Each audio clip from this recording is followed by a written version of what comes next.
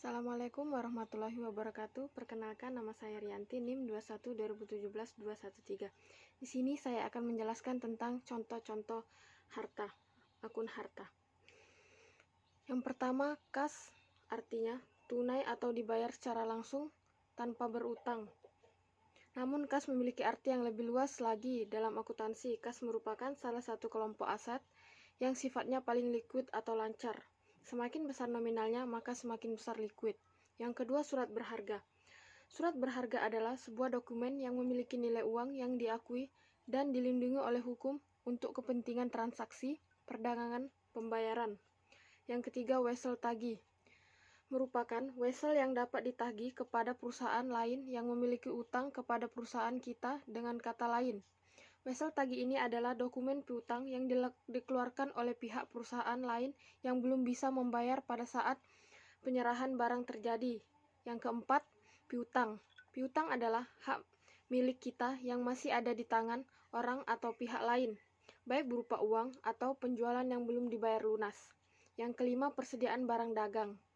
Adalah barang-barang yang dibeli perusahaan dengan maksud dijual lagi, atau barang dagangan atau masih dalam proses produksi yang akan diolah lebih lanjut menjadi barang jadi kemudian dijual, atau barang dalam proses akan digunakan dalam proses produksi barang yang terjadi kemudian dijual bahan baku atau pembantu. Yang keenam, perlengkapan.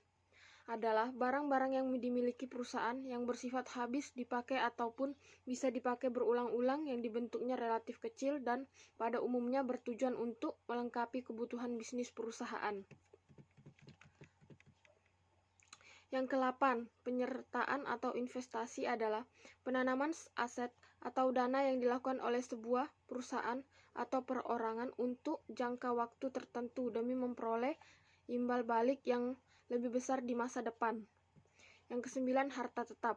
Adalah kekayaan perusahaan yang digunakan dalam jangka waktu lebih dari 1 tahun atau 1 periode akuntansi. Harta tetap digunakan untuk menunjang kegiatan operasional perusahaan. Yang ke-10, harta tak berwujud atau adalah harta yang dimiliki oleh perusahaan. Harta-harta tersebut bersifat abstrak sehingga wujudnya tidak tertangkap dengan panca indera. Contoh akun utang.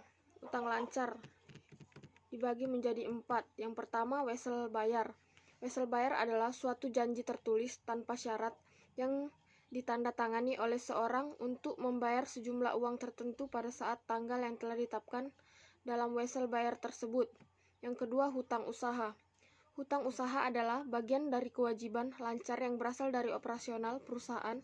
Hutang usaha merupakan hutang kepada seorang atau perusahaan atau barang dan jasa yang sudah diterima tetapi belum dibayar.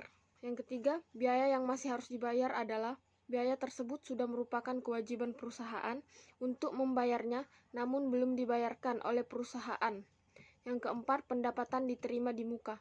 Adalah pendapatan yang sudah diterima di kas negara tetapi belum menjadi hak pemerintah karena masih terdapat kewajiban pemerintah untuk memberikan barang jasa di kemudian hari.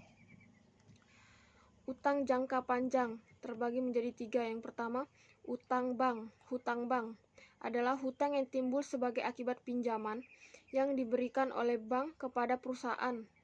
Yang kedua, hipotek adalah utang yang menggunakan aktiva tetap sebagai jaminan aktiva tetap perusahaan. Yang ketiga, obligasi adalah surat utang yang diterbitkan oleh penerbit obligasi kepada pemegang obligasi.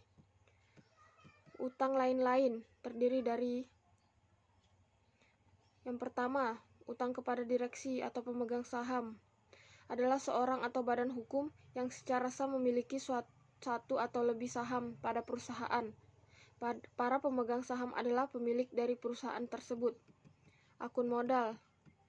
Modal saham adalah tanda penyertaan atau kepemilikan seseorang atau badan dalam suatu perusahaan atau perseroan terbatas, atau wujud saham adalah selembar kertas yang menerangkan bahwa pemilik kertas tersebut adalah pemilik perusahaan yang menerbitkan surat berharga tersebut. Demikian yang saya sampaikan. Saya ucapkan terima kasih. Wassalamualaikum warahmatullahi wabarakatuh.